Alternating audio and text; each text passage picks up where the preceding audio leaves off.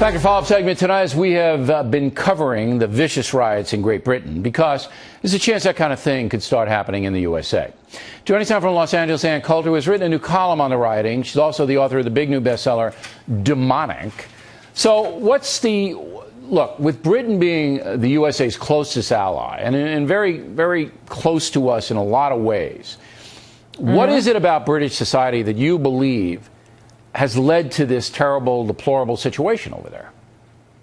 Well, all of these riots around the globe are the evidence of the theme of my book. The subtitle is How Liberal Mobs Are Endangering America. They're endangering the world. And the three main points of my column and the book are that mobs are always dangerous, destructive things that end society. Number two, liberal policies promote mobs because liberals crawl on the mobs, the destruction wrought by the mobs to attain power.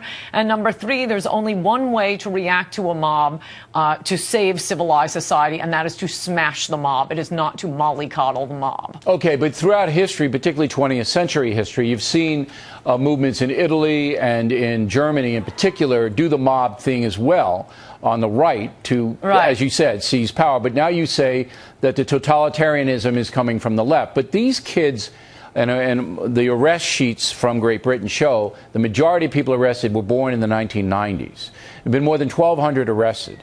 Majority of them born in the 1990s, so they're young. So what is driving them? What is striking about these mobs compared to and proving a conservative thesis that it's liberal policies that lead to these savage feral beasts is that so many of these looting kids are white, come from good families, have ancestors in England going back hundreds of years. I mean, you compare that to the LA riots or the riots in the 60s in Detroit and so on. That's allowed liberals to act as if this is a race thing. It isn't a race thing. It's when you pay people not to work. So you believe Britain makes it absolutely blindingly clear that it is liberal social welfare policies, and they have turned a good chunk of their native population into animals. They are absolute animals. They are not humans with free will. They eat, they screw, they drink. Okay, so this is an interesting hypothesis you have, that the younger people in Great Britain, many of them, certainly not all, many of them, are used to getting stuff given to them. You start there? Is that where you start? Okay. So they get stuff given to them, and British society has become increasingly liberal. I used to live there, so I know that. And there aren't a lot of consequences for behavior in Great Britain anymore. You can do a lot of things that you couldn't do there 30 years ago. So they're used to getting things, and they're not used to consequences for bad behavior. So that kind of social message sent from Parliament down to the street of Tottenham and the other places now gives them a sense of entitlement that if they don't like something, they can go out and burn things down and steal stuff. Is that where you're going with this? That's right. I mean, you've seen other brutish mob behavior from a lot of native Englishmen before now at these soccer games. They're absolute savages and hooligans.